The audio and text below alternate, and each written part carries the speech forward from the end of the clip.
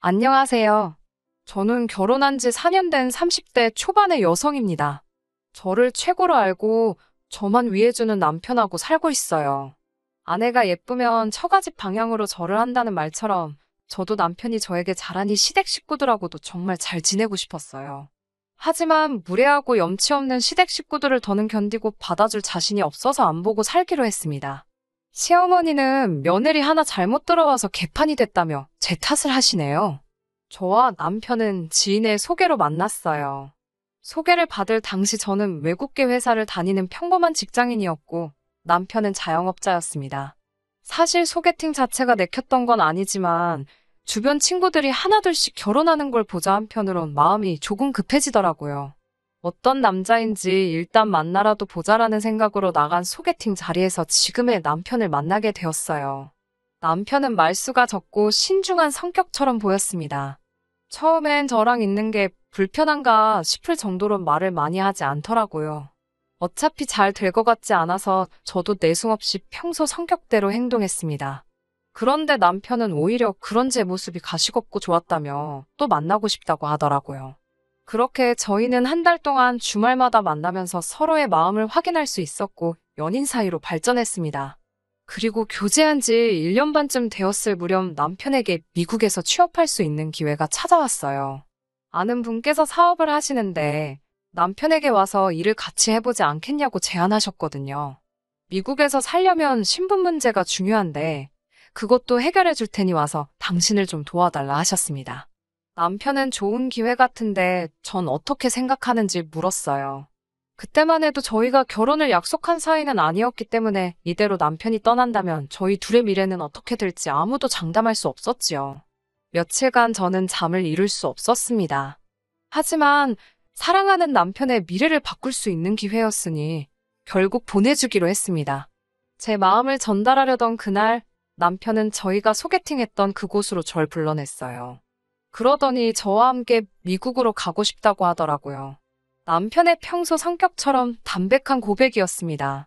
저는 예상치 못했던 남편의 말에 눈물을 흘리며 프로포즈를 받아들였습니다. 그렇게 저희의 미국행이 결정되었어요.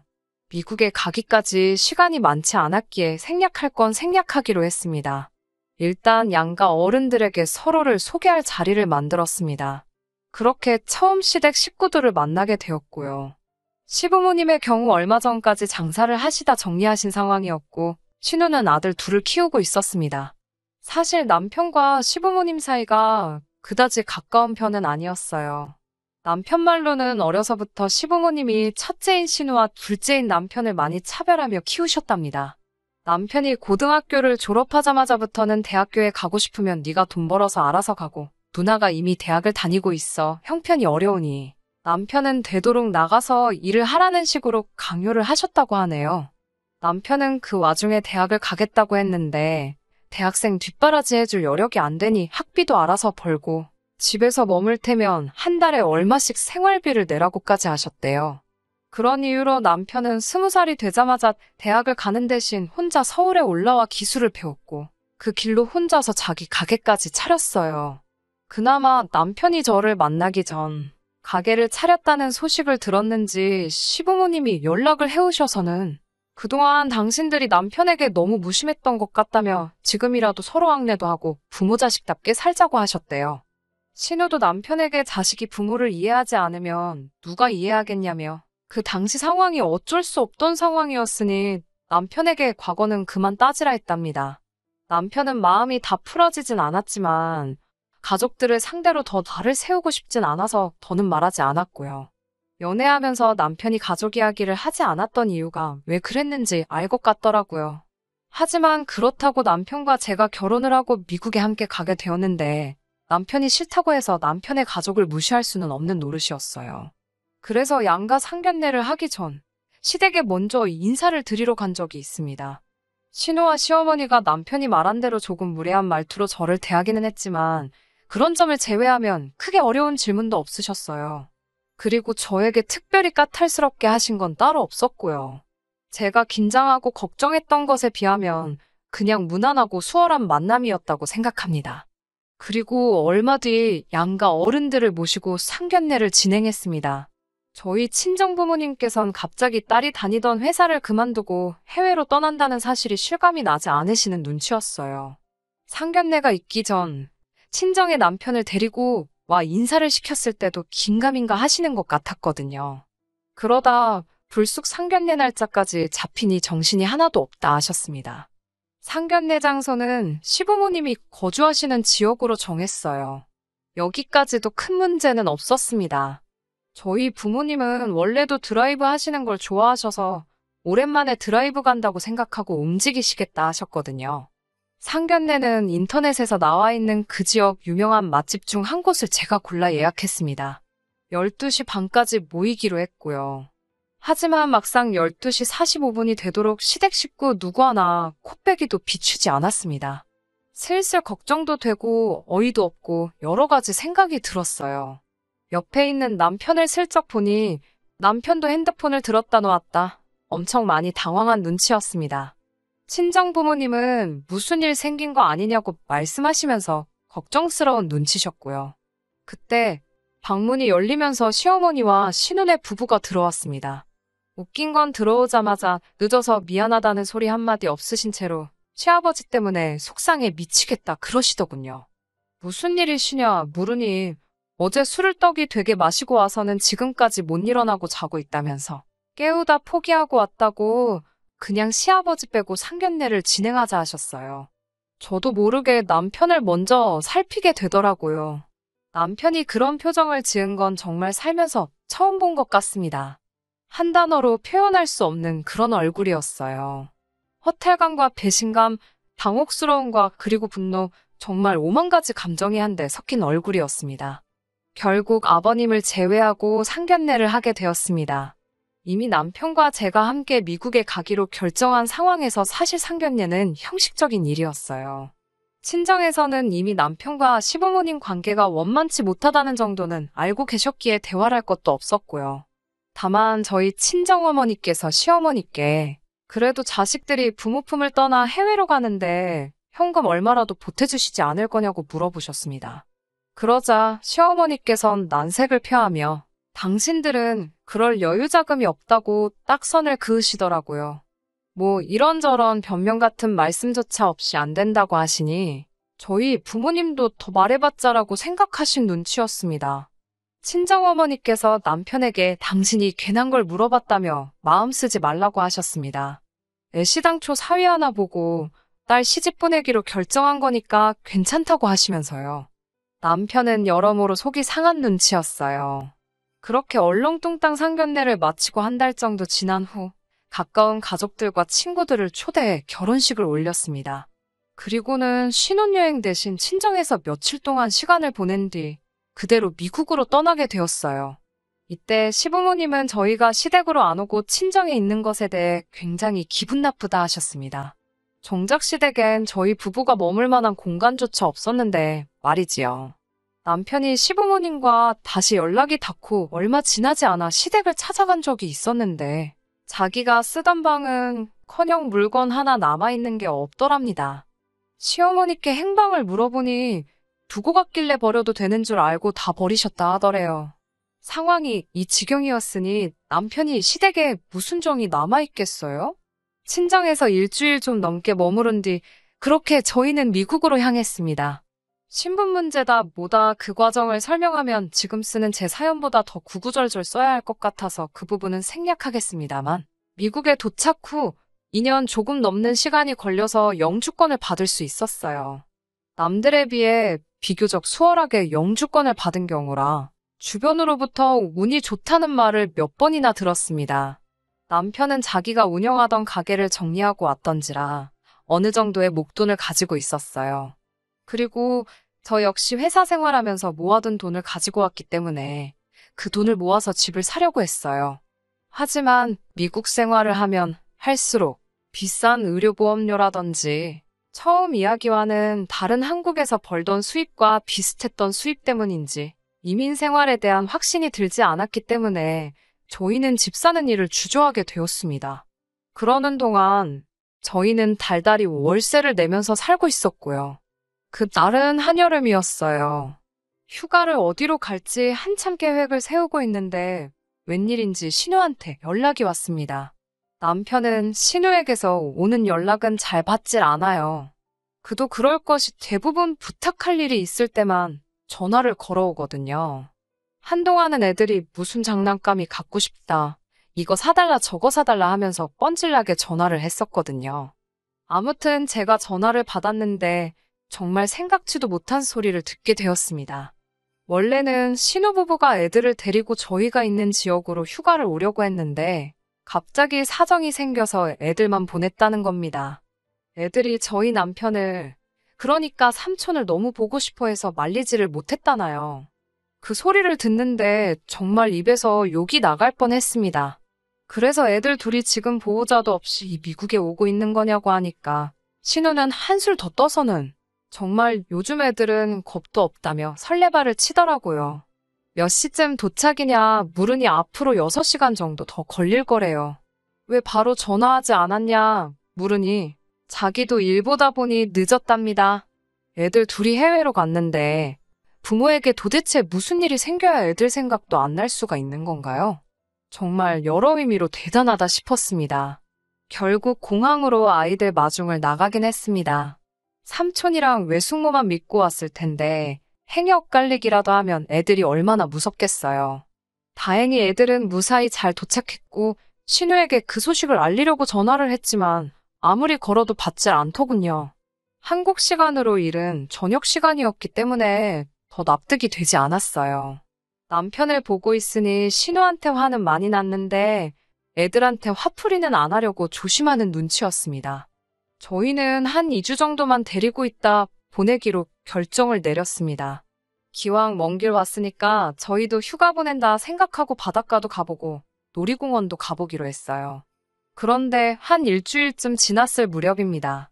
지금 사연을 들으시는 분들 중에서 이어지는 제 이야기를 들으시면 치사하다고 생각하실 수 있지만 솔직히 털어놓아 볼게요. 갑자기 생각지 못한 지출이 계속해서 발생하니 저도 걱정이 되더라고요. 저희가 부족한 생활을 하고 있는 건 아니었지만 저희도 미래를 위해서 매우 아끼며 살던 상황이었으니까요. 다시 신우에게 연락을 했습니다. 애들 식비나 경비는 따로 챙겨서 보냈냐고 물었어요. 사실 제가 아이들 모르게 가방을 뒤져볼 수도 있었지만 그건 아무리 아이가 어려도 매너가 아니라고 생각했기에 신우에게 직접 물어본 거지요. 그런데 신우는 깜짝 놀라며 거기 내 동생이 있는데 내가 왜 경비를 신경 쓰냐고 오히려 저에게 되묻더라고요. 제가 저희 남편하고 이야기가 된 것도 아니지 않냐고 하니까 저더러 자기 동생이 돈 받아오라고 그랬냐고 묻더군요. 그건 아니라고 하자 아무도 뭐라고 안 하는데 왜 외부인이 그런 걸 챙기냐며 자기 동생은 돈 몇 푼에 치사하게 굴 사람이 아니랍니다. 그러면서 저더러 그러는 거 아니래요. 몇 년 만에 본 조카들한테 외숙모가 너무 인색하답니다. 전화를 끊고 나니 속에서 열불이 나더라고요. 몇 년 만이나마나 서로 연락 한 번 제대로 주고받지도 않았어요. 그러다 어느 날 갑자기 애들만 달랑 보내놓고는 오히려 저를 남매관계를 돈 때문에 이간질하는 이상한 사람으로 만드는 게 어이가 없잖아요. 그냥 남편 시킬 걸 하는 생각도 들고 왜 더 세게 받아치지 못했나 하는 후회도 들었어요. 무엇보다 저희가 돈을 쌓아놓고 사는 상황도 아닌데 무슨 돈 맡겨놓은 사람처럼 행동하는 걸 보니 정말 남편이 왜 신우를 싫어하는지 알만했습니다. 그래도 애들이 무슨 죄인가 싶어서 2주 동안 여기저기 열심히 구경시키고 먹이고 재우고 했습니다. 그리고 마지막 날 신우에게 전화를 걸어서 애들 내일 비행기 타고 가니까 데리러 나오라고 했어요. 그러자 신우가 화들짝 놀라면서 아니 왜 애들이 벌써 오냐고 그럽니다. 사실 2주 정도만 시간을 같이 보내는 건 남편과 저희 생각이었지. 신우가 애들 비행기 티켓을 2달짜리로 끊어서 보냈던 거예요. 그걸 보고 남편이 미친 거 아니냐고 말하고는 전화해서 2달을 2주로 바꿨거든요. 저는 당연히 그런 부분이 신우랑 이야기가 된 줄 알았고요. 신우는 한숨을 푹푹 쉬더니 꼴랑 2주 있으라고 자기가 그 목돈을 들여서 애들을 거기 보냈겠냐며? 어떻게 그렇게 생각이 없냐고 그럽니다. 신우의 억지를 저도 이제 받아줄 인내심이 없었기에 아무튼 애들 도착하는 시간에 잘 맞춰서 나오라고 그러곤 전화를 끊었어요. 그런데 한 30분쯤 지났을까 시어머니께서 전화를 걸어오셨습니다. 신우에게 들었다면서 저 때문에 삼촌이랑 조카들이 친해질 수가 없는 거라고 하셨습니다. 모처럼 신우 부부도 애들 없이 편하게 지내고 있는데 저 때문에 좋은 날이 다 갔답니다. 그러면서 저는 좋은 나라에서 우리 아들이 벌어다주는 돈 쓰며 사니까 아주 하루하루가 살맛나겠다며 빈정거리시곤 제가 뭐라 대꾸할 틈도 없이 전화를 끊어버리셨어요. 몇 시간 뒤 퇴근해서 돌아온 남편에게 신우와 시어머니가 했던 말들을 전달했습니다. 눈물이 나려고 하는데 저쪽 방에 있는 애들이 들으면 안 된다는 생각에 정말 눈물을 삼키며 꺽꺽거리며 이야기를 했어요. 남편은 당장이라도 얼굴이 폭발할 것처럼 벌개져서는 가족이 됐든 뭐가 됐든 다 가만 안 두겠다고 그런 사람들 안 보고 살아도 그만이라며 당장 단판을 짓겠다 했습니다. 그런 남편의 반응만으로도 솔직히 큰 위로가 되더라고요. 남편만 든든하게 제 편을 들어준다면 시댁 식구들이 저를 향해 그 어떤 헛소리를 해대던 지저대던 제 알바가 아니라고 생각했거든요. 결국 다음날 애들을 한국으로 보내는 것으로 일단 모든 사건이 일단락되는 듯 했습니다. 공항에서 애들이 저희랑 더 있고 싶다며 우는데 그건 마음이 좀 찡하더군요. 신우와 별개로 애들한테는 잘해주려고 정성을 쏟았는데 그 마음이 좀 전해진 것 같았습니다. 하지만 신우는 고맙다는 인사 한마디 없더라고요. 딱히 뭘 기대한 것도 없었지만 기분이 좋을 리는 없었지요. 그 이후로 추석 때 전화통화 한 번 한 걸 제외하고는 시댁과는 별다른 연락 없이 지냈습니다. 뭐 솔직히 기분이 상하지도 않았고 신경도 안 쓰고 살았습니다. 그런데 이 사단이 나버렸네요. 불과 며칠 전에 생긴 일입니다. 정확히 1년 만에 다시 여름휴가 시즌이 돌아왔잖아요. 작년엔 신우 애들 때문에 둘이 어디 가지도 못해서 올 여름휴가는 정말 둘이 재밌게 보내자고 다짐을 했었습니다. 그런데 막상 휴가 시즌이 되니까 다른 곳보다도 그렇게 친정에 가고 싶어졌습니다. 남편에게 친정 부모님도 뵙고 싶고 한국에 있는 친구들도 만나고 싶다고 하니까 사실 자기도 그렇다며 그럼 이번 여름엔 한국으로 가자고 하더군요. 그러면서 남편이 시부모님께는 연락하지 말잡니다. 연락해봤자 좋은 소리도 못 듣는다고요. 하지만 설령 싫은 소리를 하실지라도 저희 할 도리는 해야 하지 않겠어요? 계속해서 남편을 설득한 후에야 남편이 연락하는 걸로 이야기를 마무리 지었어요. 그렇게 한국에 도착했어요. 일단은 예약해둔 호텔로 향했습니다. 호텔에서 짐을 풀고 있는데 시어머니께 전화가 걸려왔어요. 순간 도착하자마자 전화를 드리지 않아서 한 소리 듣겠구나 싶었습니다. 전화를 받으니 시어머니가 너무나 맑고 들뜬 목소리로 저희에게 당신들이 내일 간다고 하십니다. 그래서 제가 어딜 가시냐고 물으니 너희 보러 미국 간다고 하시는 거예요. 황당해서 그게 무슨 말씀이냐고 하니까 올해 여름휴가는 시부모님하고 신우네 식구 다 같이 저희 집으로 휴가를 가기로 했다는 거예요. 황당하고 어이가 없었지만 일단 저희 지금 한국이라고 말씀드렸어요. 그러자 시어머니께서 그게 무슨 소리냐고 화를 내셨습니다. 남편에게 전화를 돌려주니 남편이 한국 온다고 한 거 기억 안 나냐고 따지더라고요. 전화 내용이 잘 들리지는 않았지만 시어머니께서도 기억이 나신 것 같았습니다. 곧이어 고성이 오가는 것 같아 제가 남편에게서 전화를 뺏었습니다. 무슨 일이냐고 시어머니께 여쭤보니 일을 어쩌냐며 땅이 꺼져라 한숨을 쉬시더군요. 갑자기 저한테 너는 한국에 오면 언제 온다고 연락을 해야지 왜 안 했냐고. 다 이게 저 때문이랍니다. 남편이 연락드리지 않았냐 하니까 너도 내 나이 한 번 되어보랍니다. 한 번 듣는다고 다 기억이 나는 줄 아냐면서요.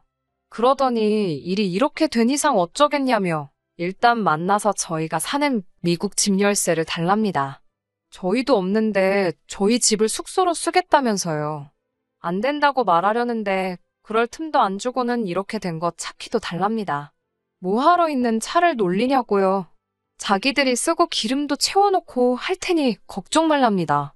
보험도 없는데 어쩌려고 그러시냐 하니까 살살 운전하면 된다며 자길 무시하는 거냐고 나오시는데 사람이 염치가 없어도 정도가 있지 싶더라고요. 저도 에라 모르겠다 싶은 심정으로 그럼 저희 집을 얼마나 쓰실 거냐고 하니 한 달 정도 있으실 거랍니다. 여기저기 구경도 하고 좀 쉬다 오시겠대요. 그래서 제가 그럼 한 달 숙박비로 하루에 300불씩 만불을 달라고 했습니다. 하나로 1,000만 원 상당의 돈이고 저도 홧김에 내지른 숫자입니다. 시어머니는 저더러 시부모 여행 하나 제대로 못 보내주는 주제에 돈 달라는 소리가 나오냐입니다.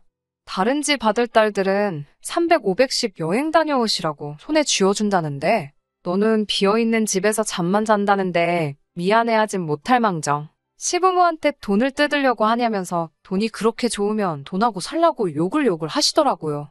그리고 이 모든 전화는 남편이 옆에서 듣고 있었습니다.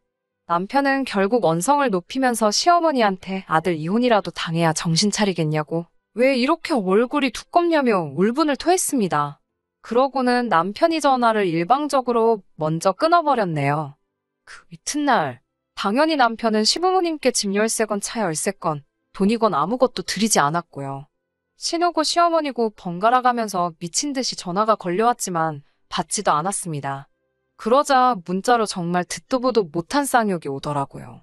남편은 저에게 정말 미안하다며 이런 대접받을 사람이 아닌데 자기가 저 볼 면목이 없다며 급기야 눈물을 보였습니다.